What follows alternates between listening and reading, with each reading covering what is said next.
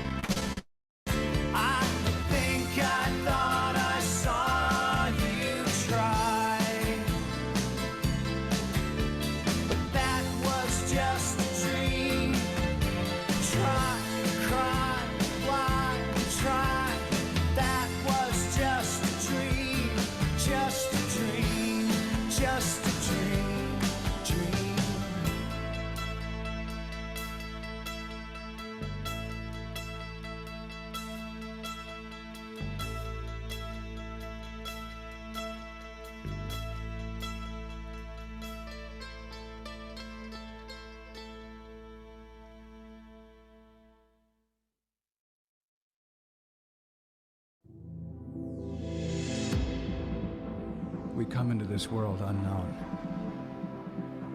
but know that we are not alone. They try to knock us down, but change is coming. It's our time now. Hey, everybody loses it. Everybody wants to throw it all away sometimes.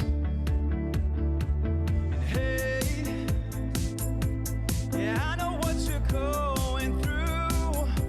Don't let it get the best of you. You'll make it out alive.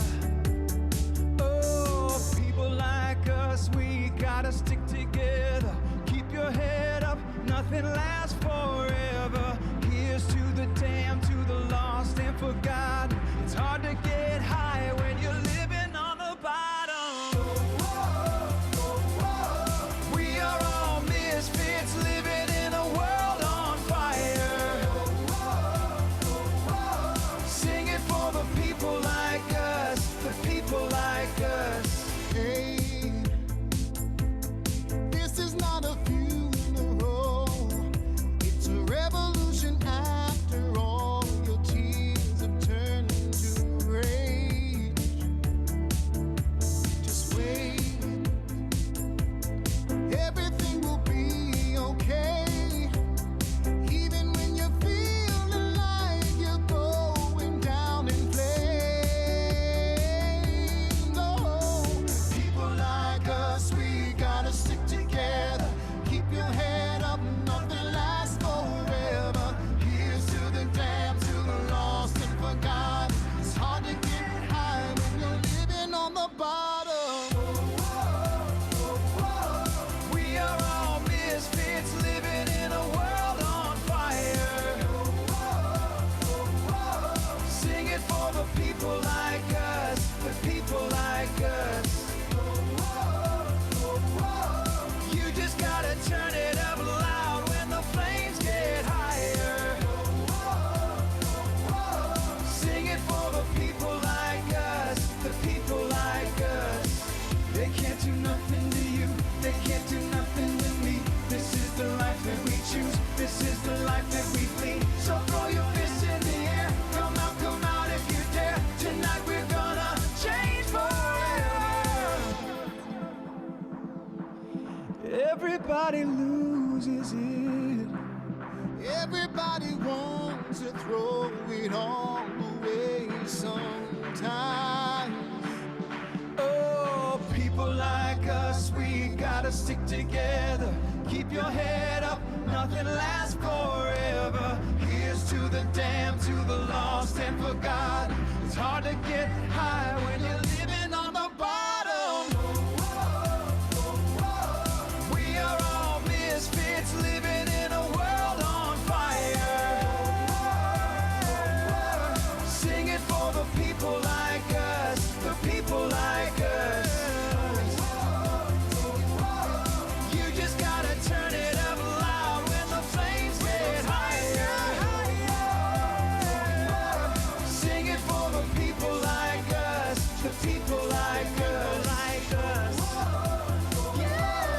We are all misfits living in a world on fire. Sing it for the people like us, the people like us. You just gotta turn it up loud when the flames get higher. Sing it for the people like us, the people like us. It's UUCC Zoom-In Live with special guest Molly Watkins. Here's your host, David Kantor, with co-host Will Barrett. Well, good evening, everybody. Ladies and gentlemen, please welcome our co-host, Will Barrett. Will, how you doing this evening? I'm feeling pretty good. And yourself? I'm doing great, thank you. So I have to admit this up front. So, some of you might know that for each episode, I do a video promo that appears at the very front end of the Sunday service. And usually it takes me 8 or 10 takes to do this, the video that you actually see. And I'm embarrassed to say that because you're all thinking, oh my God, 8 to 10 times to do that? But the last time I had it nailed on the second shot, except that at the end, when I announced who was going to be with me, I said, and with me to run the show would be my co-host, Will Smith. And I couldn't get that out of my mind. And so I had 2 further takes after that were perfect, better than that one, except you were still Will Smith. And now the Will Smith that I think about first, of course, is a big movie star, but I'm also a big Los Angeles Dodgers baseball fan, and their regular catcher is named Will Smith also. He's a shorter white guy, but never mind. So I just want you to know that you end up being, in my mind, I keep thinking about you as being Will Smith, so take that as you will. So I'm flattered. So, I know we talked about this ahead of time, Will, but why don't you share with the audience here about what's going on with school and when's that going to wrap up for you? People like hearing some of your school exploits. So, well, currently this is finals week is wrapping up. So I should be fully done with finals by Wednesday. And then I'll pretty much be free after that until the next semester, of course. What are your plans for the summer? Plans for the summer? Well, my long-term plan is that I want to do a lot of traveling. The main place I want to go is potentially to Rwanda, because I have a friend who I met through Unitarian Universalism, who is living out in Rwanda for a month because he's a sociology major. So he was doing his research out there. So you're going to Rwanda this summer? Possibly, if I have enough money. Okay.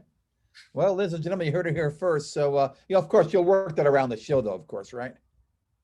Hopefully, I can. I will try my best. I can't make any promises. I won't make any promises I can't keep. Well, if you're not on a show, at least I won't have the problem of calling you Will Smith then, so that'll be okay. So, hey, I got to follow up everybody from our last show. For those of you who saw the show, you might recall that towards the end of the question and answer session, our guest, Don Stimper, got a question from his grandson, Nico, who asked his grandpa, if you could only say 14 words during your life, what would they be? Now, Don, not surprisingly, was game and got started. And then, so he said 3 or 4 words, and then he realized the complexity of what sounds like a really simple question. So he told Nico he'd get back to him with the answer. Well, like the great grandfather we'd assumed Don would be, he sent an answer to Nico the next morning. And here's what he said. Nico, that was a great question, and I spent a lot of time thinking about it. I think a lot of things can be done with hand signals. Of course, nearly everything can. Deaf people are able to have full discussions using hand signals. But I left off my list numbers because they would take too many words and can replace with very simple hand signals. So here's my list. Me, you, him. You can substitute they instead of him if you insist. Good, bad, food, water, yes, no, go, come, sorry, thanks, and love. Now that's a pretty good list of 14. So, I would challenge any of you to come up with a better list than that list of 14 words. And then Don, of course, being the great grandpa he is, said to Nico, what words would you choose? And so I haven't asked Don if he's got a response from Nico yet, but I'll ask him that question eventually. So just thought I'd give you that follow-up from the last show. Quick reminder, please use the chat function at the bottom of your Zoom screen to announce yourself. Make sure you send it to everybody and not just the panelists, okay? Your fellow congregants want to know that you're here. And if you've been here with us before, thank you for coming back. And if this is your first time here, we're glad that you came to show up. And we hope you're here with us continually every couple of weeks. And if you're enjoying yourself, please invite your UUCC friends to come view us because, me. But the more, the merrier. And another reminder before we move on, if you missed the past show, not all of our episodes, many of the episodes are available on the UUCC channel, as a lot of the episodes are still in the editing process due to music being used without permission. So once those episodes are edited, they'll be available for you to watch. So we've established the Jack Ullman comedy moment where we hear some jokes from Jack. I may have mentioned this before, but some of Jack's best stuff you can't hear on our PG rated show. So reach out to Jack if you want to hear some of Jack's other non-PC stuff. Everybody, please welcome Jack Ullman. Jack. Good evening, David, and good evening, Will. It is my great pleasure to be with you again. As you know, I've been a docent at the Rock Hall for more than 20 years. I've seen a great many shows open. Well, I can't even remember all the subjects. But the most recent show really has me excited because it's directed at senior citizens. A number of the songs have been rewritten just for those of us in the AARP group. The show begins with a remake of Bobby Darin's classic, Splish Splash, I Was Having a Flash, followed by Paul Simon's 50 Ways to Lose Your Liver. Helen Reddy contributes, I Am Woman, Hear Me Snore. And finally, Leslie Gore's memorable, It's My Procedure, and I'll Cry If I Want to. But tonight's story deals with the tragic end of a marriage. Yes, George and Martha call it quits in a most divisive split. As the judge declares the marriage over, George realizes that he's lost everything. The house, the savings, half of his retirement, and most of his parental rights. Disconsolate, he heads to a bar across from the courthouse, the Inn of the Barristers. He walks in, orders, and downs a double scotch. Strengthened by alcohol, he stands and shouts, all lawyers are assholes. From the back of the bar, a man yells out, I resent that remark. What are you, a lawyer? No, I'm an asshole. Oh, Well, that's it for another edition of Jack's Jokes. Back to you, Will. Back to you, David.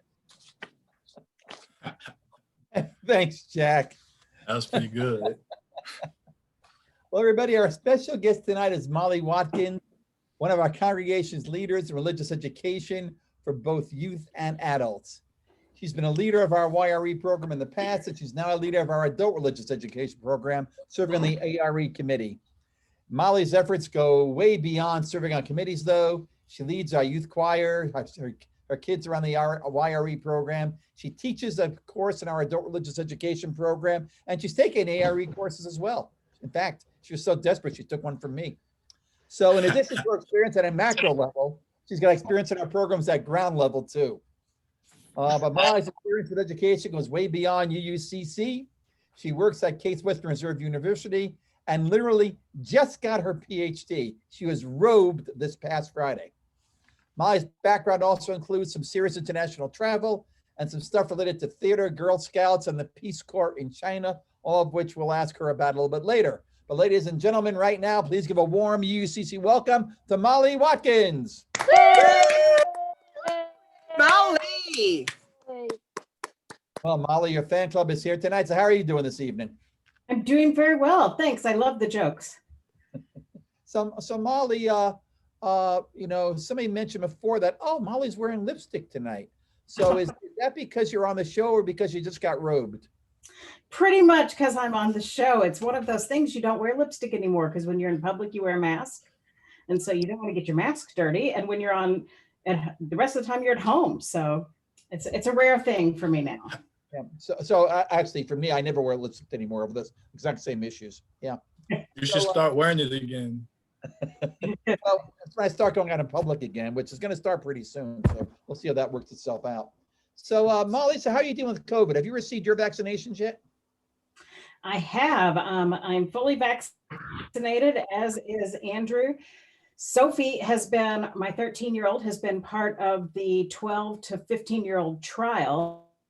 And we just found out today that 12 to 15-year-olds are allowed to get the vaccine. So it'll be unblinded and we'll find out if she has got the placebo or the vaccine. And my 10-year-old Drew is enrolled in the trial for 5 to 11-year-olds, and she gets her placebo or vaccine in 2 weeks. So we're really excited about that. Well, so I saw that Sophie and Drew are in the audience tonight. So Sophie and Drew, thank you very much for your contribution to our to the effort to help make our society safe. So thank you so very, very much. So Molly, are you doing anything differently than you were before you were vaccinated?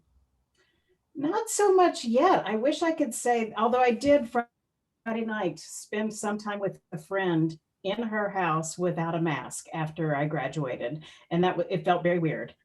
But that's the first thing I've done that's out of the normal. We've been pretty hesitant with things. So we'll start doing more. But with kids, you never know what you can do with kids because they're not vaccinated. Right.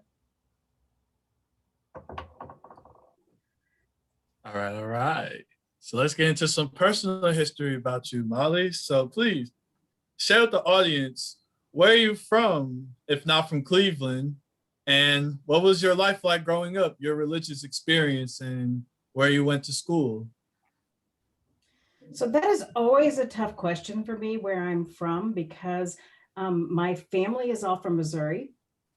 And so I was born in Missouri, and all my family much of my family is still in Missouri, but I moved down south to Memphis, Tennessee very early when I was 5. And so and then I ended up living in Memphis, but I was in Mississippi for 20 years, around 20 years I lived there.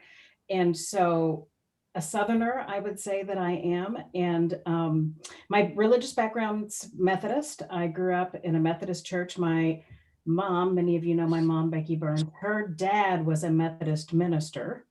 And so I grew up in the Methodist church and then met my husband, who was an evangelical Baptist at the time. And so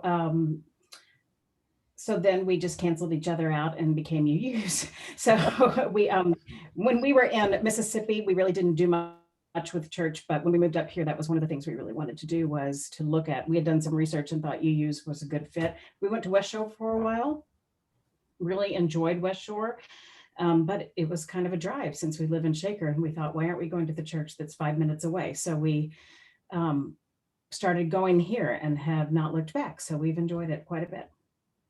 All right. So it's safe to assume that, considering the religious background and your family members being involved in the church, it's safe to say that religion played a significant role in your life. I'd say the church played a significant role in my life. I didn't miss a Sunday. We always went. My mother was the music minister, she was the music director at our church and the pianist, and we were there. And my brothers and I would all say that we always were there every Sunday. How religious we were, that's another question. It's not like we weren't terribly religious at home, but we certainly didn't miss church. All right. So on to the next topic. You were talking a lot about how you recently just graduated. So if you don't mind, give us a little more history on your education. What was that like for you? So I'm really proud of just graduating, and I've been telling everybody, and pretty soon people are going to get sick of hearing it, so I'm going to have to stop pretty soon. But I graduated Friday with my PhD in higher education, and it's been a long, long road. I actually started it 14 years ago, had to drop, when we moved up here, I dropped out of the program and then entered a new program and have been in this particular program for 7 years. So my kids have really never known me not as a student. But I finally finished, even in the midst of a pandemic, which made everything harder and slower, and defended through Zoom, which was certainly an experience, and just really glad to be done. Really, really glad to be done. As you know, you're about done with exams. I don't want to do school anymore for a long time. I definitely felt that one, yes. So where did you start off in your educational journey? So I started, my bachelor's degree is in theater, communication and theater, from Mississippi State University. I said I was in Mississippi for a long time. And then got married right after graduation. And the best job I could get was as a TA in the English department. I didn't care for English so much, but it paid the best at the time because I got $700 a month, so I was rich. And so I started working as a TA and got a master's in English.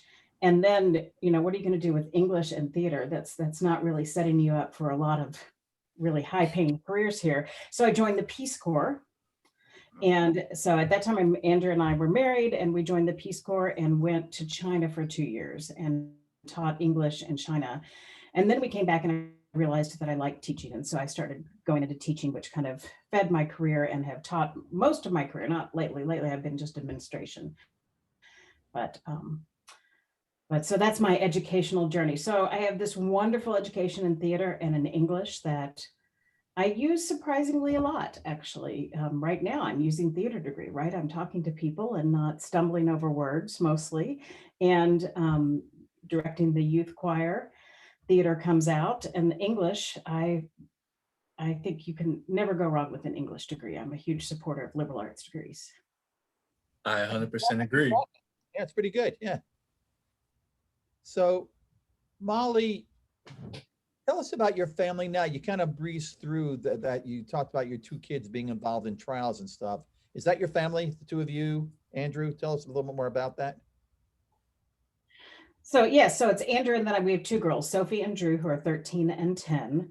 And then my mother, also many of you know Becky, lives about 5 minutes away. And I'm so lucky because I haven't lived near her since I've been married 26 years. The last 3 years have been the only time I've lived near her. So it's really exciting when she moved up here for me to be near. I also have two brothers who one of them's family has moved to Brunswick. So they're closer from Seattle. My brother actually we're working on getting him to actually get a job and join his family. He will soon, but the rest of the family's here. And my other brother's in St. Louis.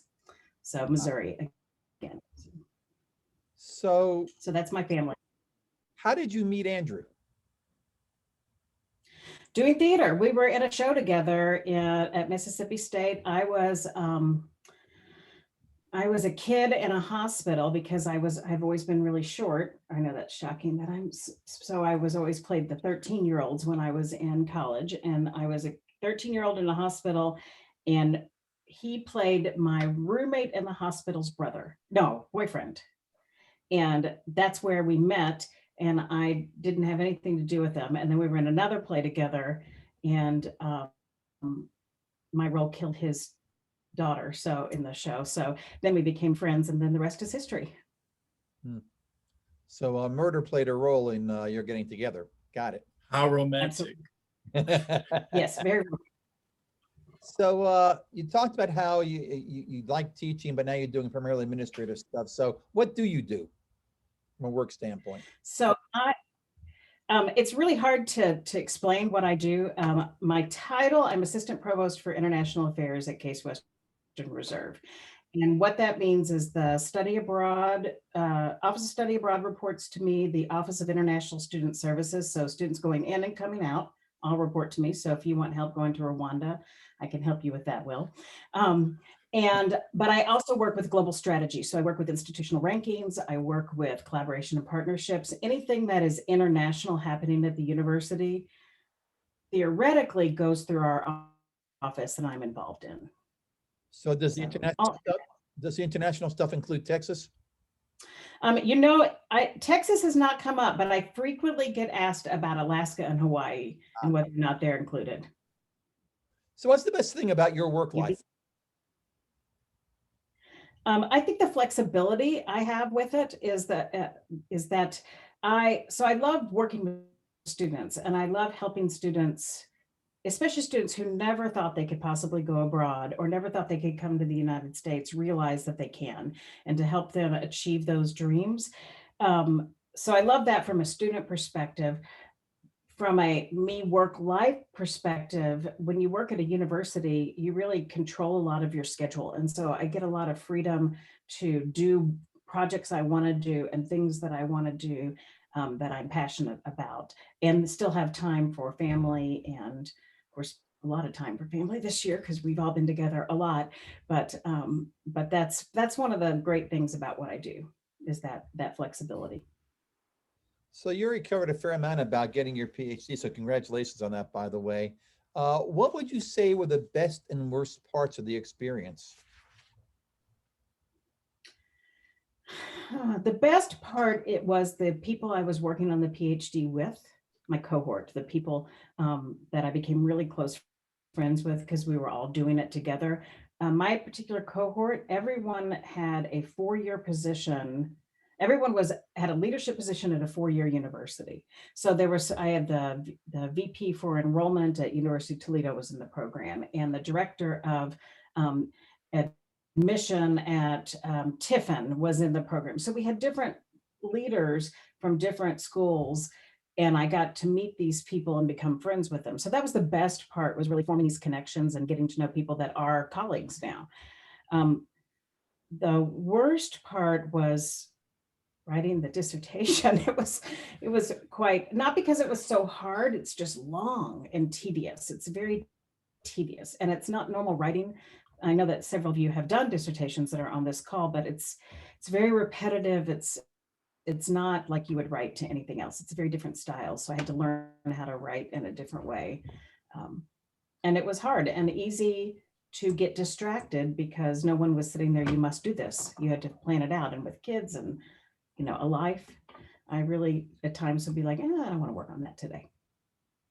So give us an order of magnitude. How long is your PhD writing? How long is your doctorate? 202 pages. Sweet So Jesus. 202 pages. Yeah, it's a lot.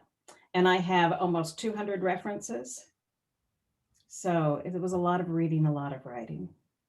It was a lot. So let's nobody will ever read. PhD stands for pretty hard degree. Yes, it does. let's put your academic mind to the test right now, and we're going to have Will work through with you the Colbert lightning round. So for those who are regulars, you know how this works. The origination of this was my watching one of the Stephen Colbert late night shows where he gave 15 questions to 3 big time celebrities, Tom Hanks, George Clooney, and Meryl Streep. And that sure caught my attention. And so I took those questions and I edited it on down. And then our other producer, Liz Kantor, gave me a reference to a bunch of others. And so now we have a list of 9 questions for Will to go through with Molly. And from what Colbert says is from people answering these questions, you learn more about them than from all the other questions Will and I are asking her. So Will, the floor is yours. Okay, and remember, it's a lightning round, so you can't think too much about them. All right. So first question, what is the best sandwich? A club sandwich. Good choice. The best concert that you've attended? Indigo Girls. All right. Trait you most value in your friends? Dependability. That's a good trait. Apples or oranges? Apples. Good choice. What do you think happens when we die? I have no idea. I want to think that we become this spirit that is around and that everything is connected together when we die, but I really don't know. That is a good answer. Scariest animal? Snake. I don't really like snakes so much. They don't have arms or legs. I feel it. Living person you most admire? My mom. That is a great answer. Pretty awesome. One song to listen to for the rest of your life. What is it? Oh,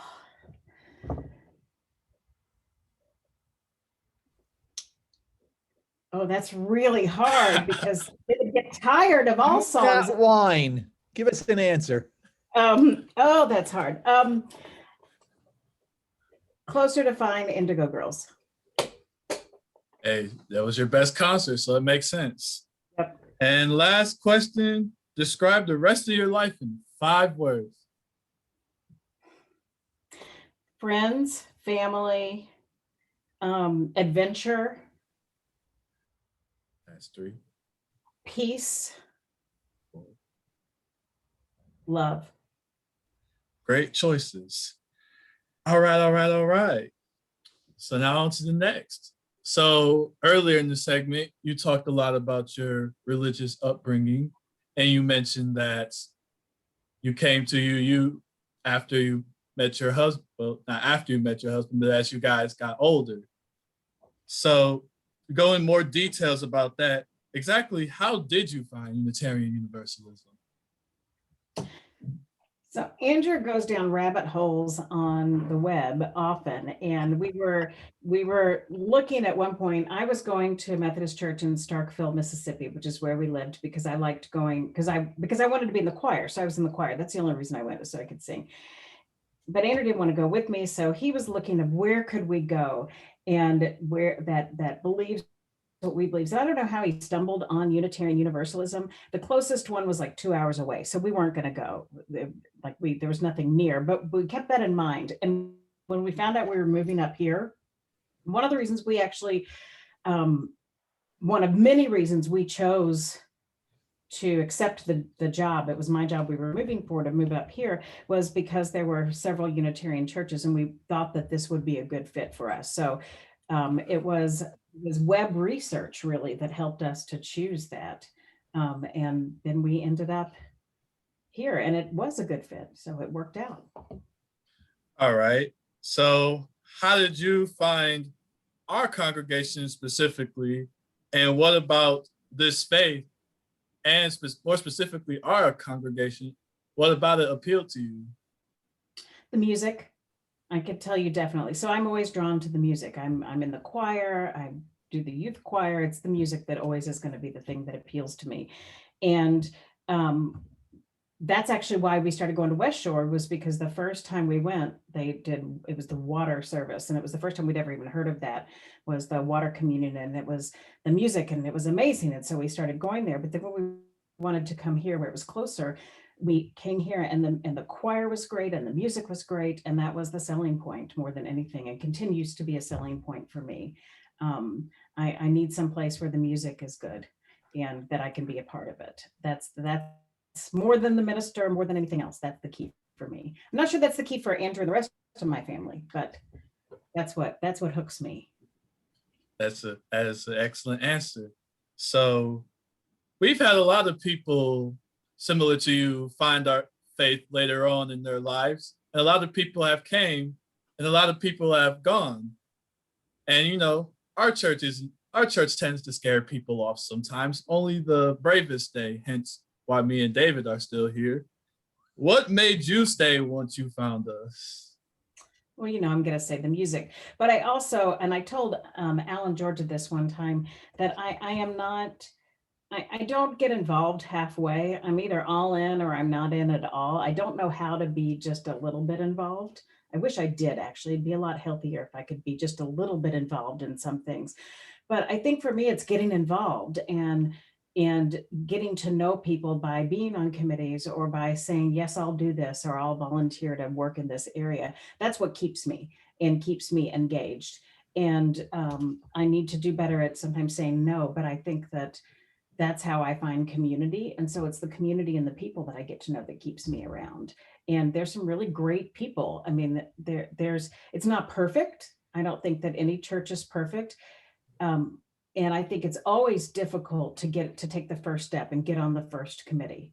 And I was so glad that somebody asked me to be on the YRE. That's how I got involved. They said, would you be willing to be on the YRE? And that was the door that opened everything else for me. Completely understandable. So you've gotten involved in all sorts of religious education stuff. Aside from being somebody asking you, what prompted your interest in all this stuff? Adult religious education, youth religious education, youth choir. Where did that interest come from?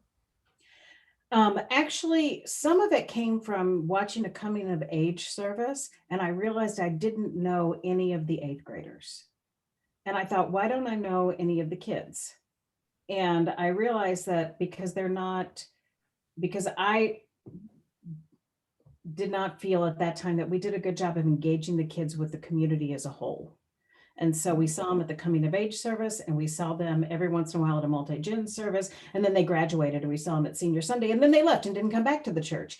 And so this is one of the reasons that I worked with Alicia Burkle to start the youth choir, is I wanted, when my daughter was in the 8th grade, for people to recognize her and to recognize, to know, oh, that's in this case, Sophie Watkins. Of course, we had a weird year, so I'm not sure anybody recognized anybody anymore, but that's Sophie Watkins or that's Stella. And we've seen them because they've sung in the youth choir. They've been in front of the church. They've been engaged.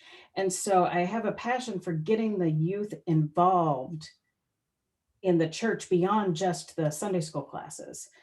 So that people know who they are, because I think they're a vibrant part of the church. I think they have so much to offer, and they have so much to learn from everybody else. And if we separate people all the time, I'm getting on my soapbox. Sorry, I'll get off.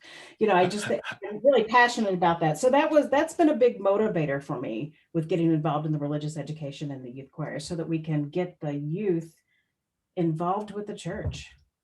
So how does one get the expertise to lead a youth choir? What are the qualifications for doing that? I have zero expertise. And I told Mike that. I said, I'm interested and I like to sing and I can read music. I have never directed anything before. I've directed theater. So like I said, my degree's in theater. So I did a lot of theater directing and musical theater directing, but never a choir. So I had no idea what I was doing. Alicia had done a little bit more than I had. And Mike said, you'll be fine. You'll be fine. I'll help you however you need help, but you'll be fine. It'll be great. And we are learning as we go. We've got a great group of kids. They're great. So given the groups of kids you've worked with, have you ever led a youth choir in performing the theme song from the movie Shaft? I have not, but now I'm going to have to think about that. Now it's on the table. Because now we have, because Aaron Burkle plays percussion, so that might end up having things work out. So I understand you're leading an adult RE class right now. What's the topic of the class? It is on origin stories, so creation myths, and looking at different creation myths and how there are similarities and their differences and how the myths developed in different parts of the world. And no, I have no expertise in that area. I tend to do a lot of things I have no expertise and should not be doing. But I was curious about the topic, and the best way to learn is to facilitate about it. So I said, yeah, I'll do that class because I'm interested in it. And so I'm just staying one step ahead of the class, but it seems to be working and I'm learning more than anybody else, but it's been a lot of fun. And I also have gotten to know people I wouldn't have gotten to know that are in the class. So that's been great too. So it sounds as though your experience leading an ARE class is the parallel of my experience in leading one. Everything you said, I would have said the exact same stuff. Will? All right. So according to the script that David emailed me, I'm supposed to ask you about you doing theater with the Girl Scouts when you were in the Peace Corps in China. But I recall from our prior conversations that he might be mixing together some separate items. So what's the scoop with you in the theater? So I've been involved in theater my whole life. I can't ever remember not doing it except for recently. I have not engaged in theater since moving to Cleveland, and it's a big hole in my life. So youth choir is filling some of it, but I've talked a little bit with Brittany Keem about maybe getting some theater going at the church or something. That's a real passion of both mine and Andrew. Obviously, we met doing it. So I think that theater is something that is a part of me. If I could have made it a career, I might have made it a career, but it's not so easy to, live doing theater. But it's certainly something I want to get involved in, and I've always directed a lot. Mainly directing is what I enjoy doing, because I like to tell people what to do. So fits very well with my personality. I completely understand. If anybody knew me 10 years ago, I would still have a career in theater as well. It's great. There's nothing like it, really. I agree. That's right. So, Will, you're going to contend to Will. That's right. So how about the Girl Scouts? And are you possibly the plug on some cookies? Absolutely. Well, not now. Cookie season just ended, but usually, yes, hit me up for cookies for sure. So up until this year, I led 2 Girl Scout troops. This year, I went down to 1. I'm a lifelong Girl Scout, so I went through and got my Gold Award, which is the equivalent of the Eagle Scout. So everybody knows Eagle Scout. The Girl Scouts are not so good with their marketing, but the Gold Award is the same kind of project. So I'm a Gold Award Girl Scout, and then started a troop for Sophie when she was young, and have done that, for, I guess, so she's in 8th grade, so 9 years, been a troop leader. And it's a lot of fun. We were camping last weekend, as a matter of fact, tent camping, and it was 30 degrees and it was miserable. And I thought, I'm too old for this. But it was, it's fun. I love the outdoors part of the camping and being outdoors. It's great fun. And the cookies, of course, they're wonderful. Yes, camping and cookies are two very great experiences. I agree. And last but not least, I don't really have to ask you this, as you've already clarified with us, you were in the Peace Corps in China. Mm-hmm. What was your most memorable experience being a part of that? We do not have time for me to talk about how much I loved the Peace Corps, but I tell you what, anytime anyone wants to talk about it and you've got a couple days, I'm happy to tell you everything. It was one of the greatest things I've ever done. It was just to live in another culture and really, and not visit, but just live there. Just nothing's like it. And it was really great. And I haven't had the opportunity to do that since. I hope to do it again in my future, to live somewhere. China was great. I have a lot of affection for China. And it's just a neat experience. And Peace Corps is wonderful. I mean, it's a really cool experience that our government gives us. So it's one of the good things the government does. That's a Molly, beautiful thing. Is that wall really great? It's pretty great. It's pretty great. You stand on it and it's pretty amazing, I have to admit. Okay, Molly, last question for you before we go to break here. If you could have one superpower, what would it be? Teleportation, because I never have enough time. And with teleportation, I can get anywhere I want to be and need to be very quickly. And I don't have to spend an hour picking up kids and being carpool. I just go and I'm immediately there. So, your friend Will Barrett here. I was just about to say. When asked the question, said he had a different solution. He wants the power to slow down time. So he could get one place to another very, very quickly by just slowing things down. So if I'm going to have a superpower, it's going to be one for convenience. I know. Okay, gang, we're going to take a brief break to get your questions from Molly organized. If you have a question to ask, please use the Q&A button at the bottom of your Zoom screen and ask it. Please do not use the chat button for this. We'll get things organized for you to ask your questions when we return. But first, our mid-show break, and I have to tell you, we seem to have a streak going with mid-show videos. And I have to say to you, you cannot leave your seat. You must watch this video. I promise you right now, you will not be regret sitting there. It's titled Something Just Like This, Hungarian Rhapsody #2 by the Piano Guys. So we're going to play that now, and we'll see you in a few. Carol?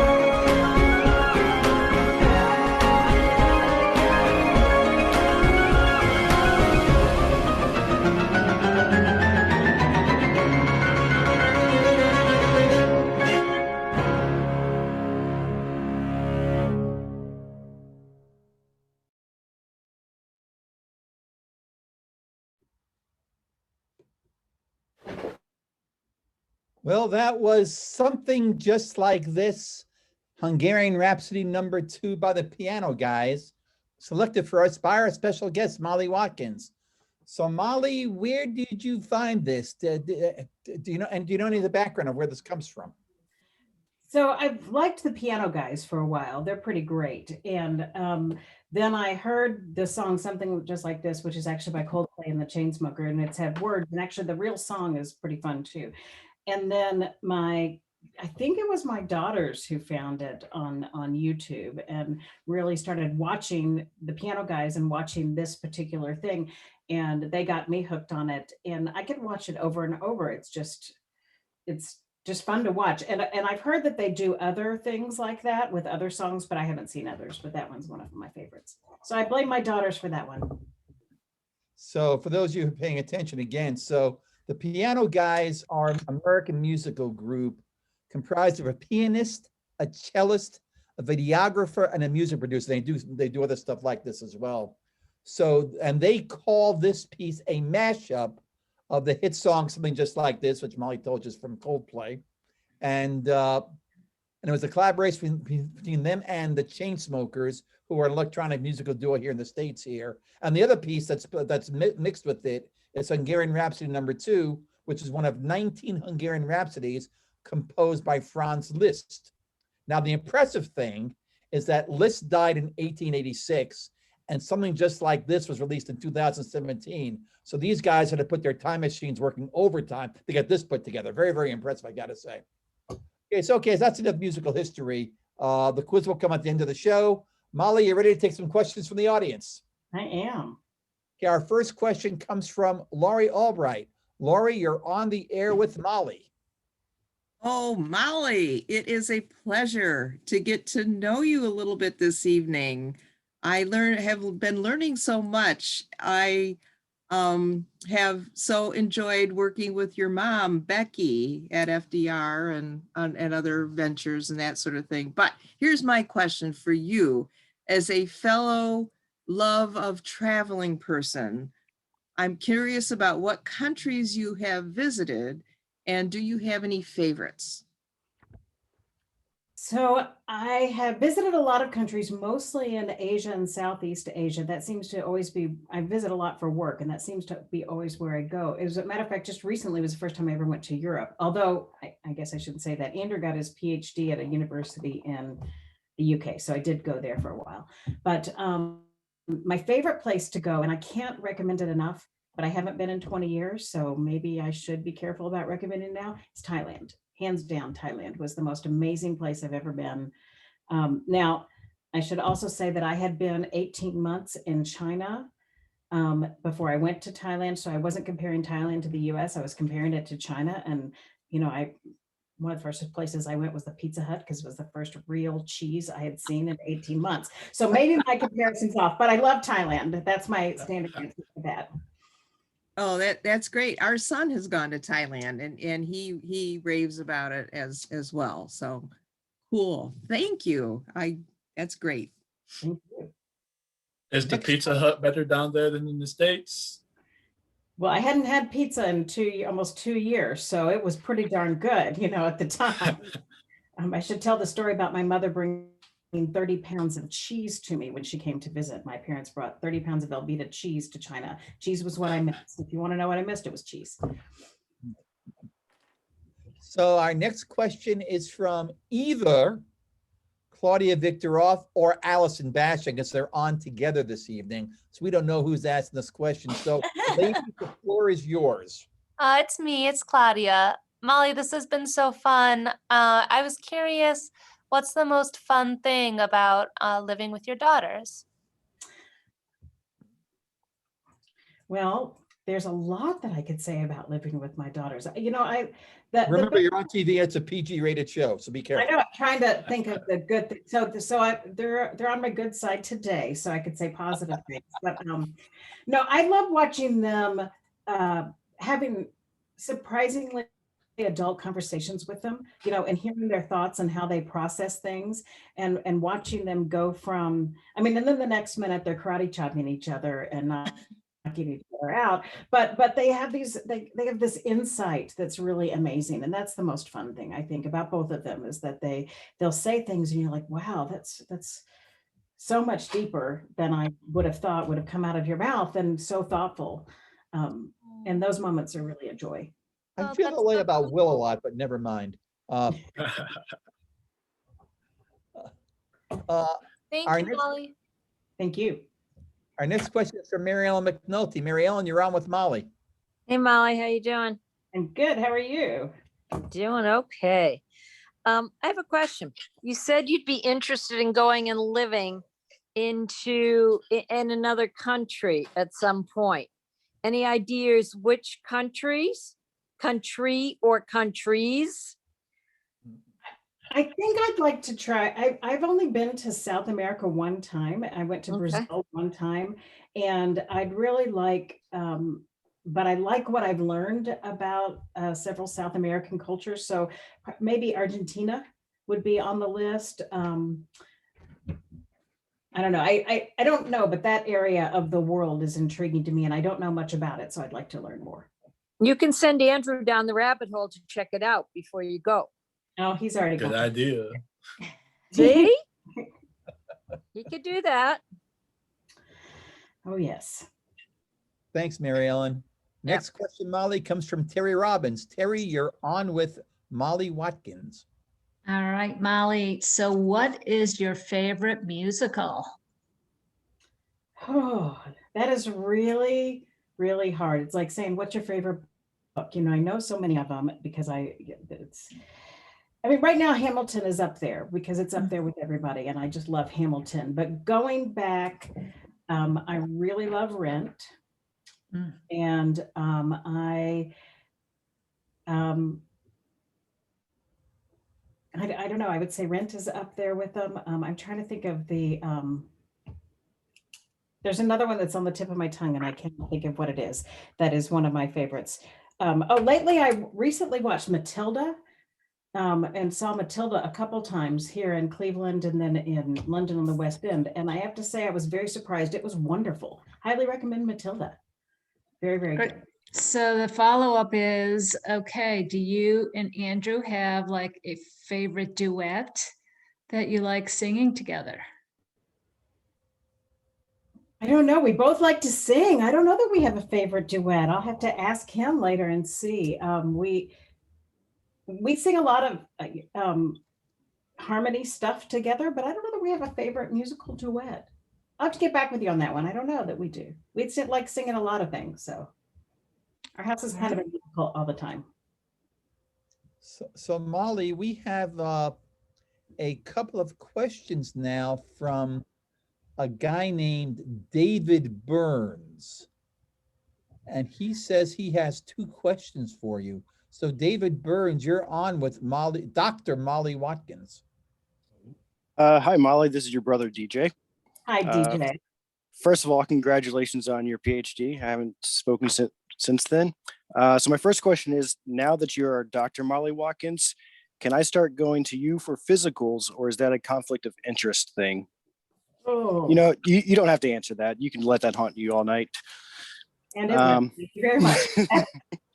My next question, hypothetical situation. Let's say you're younger, maybe early teens, and you're walking up the stairs with your younger brother on your back, carrying him, and you get about halfway upstairs and then you fall and drop him all the way down the stairs. Is there anything you would like to say to him about that? Yes, I would like to say that you are welcome, because trauma builds character, and I helped make you the wonderful man you are today. Said like an older answer. sibling. Thank you, Molly. It's good seeing you. Good hearing your voice. Next question is from Nancy King Smith. Nancy, you're on with Dr. Molly Watkins. That's great. Well, Molly, it's been great to get to know you a little better, because we really haven't connected much through UUCC, and I look forward to that opportunity at some point. My question is a simple one. What was the subject of your dissertation? So I looked at the relationship between Comprehensive Internationalization in Higher Ed and U.S. News and World Report College Rankings and Reputation. Very good. Thank you. Thank you. What was your conclusion? That there is a relationship, a stronger relationship with reputation than with rankings. So if you want your reputation of your university to go up, internationalize. It's kind of a no-brainer, but that's one of the things. And form international collaborations. That's the best thing to improve your reputation and rankings, by the way. And we have one final question, and it comes from these people named Sophie and Drew Watkins. So I don't know those people, although I think one of them was in a commercial for stewardship. So Sophie and Drew, you're on with Dr. Molly Watkins, who will no longer be writing stuff every night of your lives. So what's your question for Dr. Watkins? What is your favorite musical or play you've performed in? Oh, favorite musical or play I performed in. That's a little bit different. So I was in Proof, and I really liked being in the play Proof, but my favorite musical I performed in was My Name is Alice. And that's 5 women singing vignettes, and that's my favorite musical. And the music is too old, which is why you've never heard that music, because you will someday get to listen to that music. Thanks, Molly. So everybody, at the congregational conversation a week ago Sunday regarding next year's budget, one of the questions that came up pertained to why we thought the stewardship campaign had been so successful. Well, I was asked that question. And as we all know, my answers are rarely based on facts. So I asked all of you what you thought instead, so we can get some actual answers. We got a few responses, and here they are. First from Jackie Stimpert. She said, I'm guessing that the COVID shutdown made people realize the importance and urgency of not losing things that matter, like the church. They were ready to support it to make sure it would be there when we could reopen. So fear ends up being an outstanding motivator, and we will not forget that. Marielle McNulty said, because we want to make sure that UUCC would be there, strong and vital once the pandemic was over. Kathleen Binnig said, from dropping off bags, we thought the personal touch was helpful to our stewardship campaign. And finally, from Jan Devereaux, because of the sustained efforts and initiative of a number of people who have kept the church moving forward, a big effort had been made to keep people involved, and that has been recognized and appreciated. So we want to thank you all for your comments this evening. For future shows, if any of you have comments or questions or responses to questions I might ask, please send it to zoomin@uucleveland.org. That is zoomin@uucleveland.org. The address is in the chat right now. ZOOMIN@uucleveland.org. So, Molly, thanks for being our special guest tonight. We're really glad that you were here. Will, how about our next show? All right. So our next show will be on Monday, May 24th with special guest Meg Parkin. Meg has been an active congregant leader at both UUC and previously First Unitarian. She's a former board president of First U, and as somebody voted as one of our most trusted congregants. That's a very high honor. Also, she currently serves on the Ministerial Church Task Force. And of course, those of you who know, Meg understands that this is just the tip of the Meg Parkin story. So join us 2 weeks from now, so when David and Claudia interview Meg Parkin for the next episode of UUCC Live. Remember, May 24th. Don't miss it. Thanks, Will. Well, we're running out of shows, so gang, let's give a Major League round of applause to Carol Gay, our producer. As I say, my co-host and I, Will, Claudia, we do the easy stuff. Carol has to make sure that things actually happen, so thank you, Carol. And as a reminder, if you'd like to catch up with your fellow congregants after the show, just stay right here for a chance to chat with your fellow UUs. Carol will get you squared away following our wrap-up news. Which In honor of Molly, we're going to leave you tonight with a song with an international flavor to its lyrics. Free Man in Paris by Joni Mitchell. One of my Wait, favorites.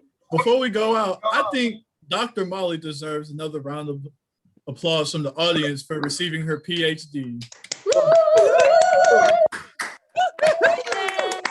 Yay! And we look forward to seeing all of you in 2 weeks for the next episode of UUCC Zoom-In Live. Molly and Will, say good night. Good night, everybody. Okay, thank you. Good night, everybody. See you all next time. Good night.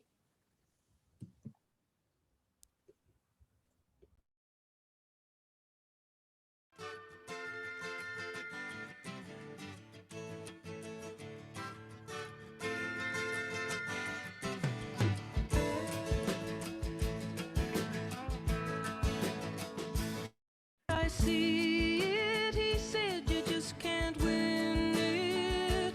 Everybody's in it for their own gain, you can't please them all. There's always somebody calling you down. I do my best and I do good business. There's a lot of people asking for my time. They're trying to get ahead. They're trying to be a good friend of mine. I was a free man in Paris. I felt unfettered and alive. There was nobody calling me up for favors, and no one's future to decide. You know I go back there tomorrow, but for the work I've taken on, stoking the star maker machinery behind the popular song.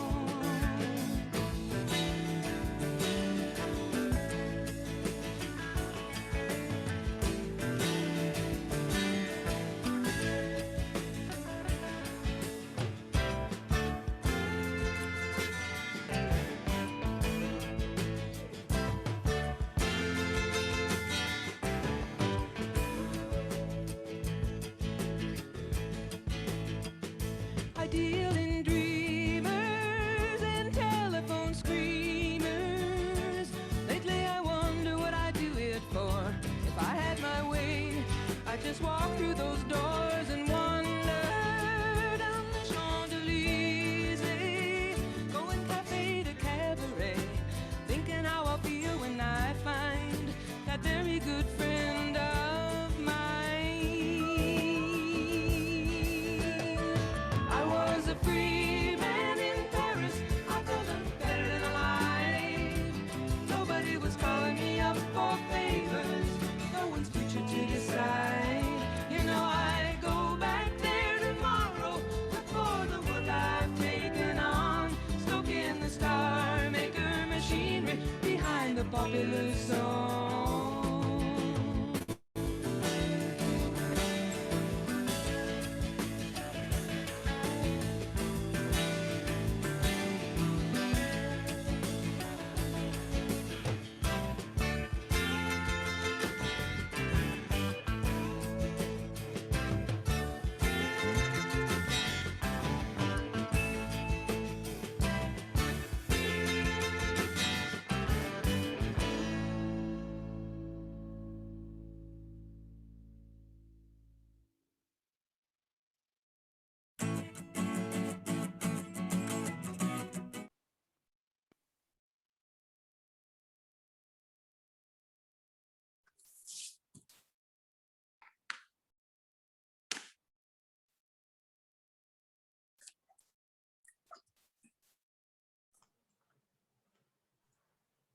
Okay, you guys are all promoted to panelists. You can turn your screens on.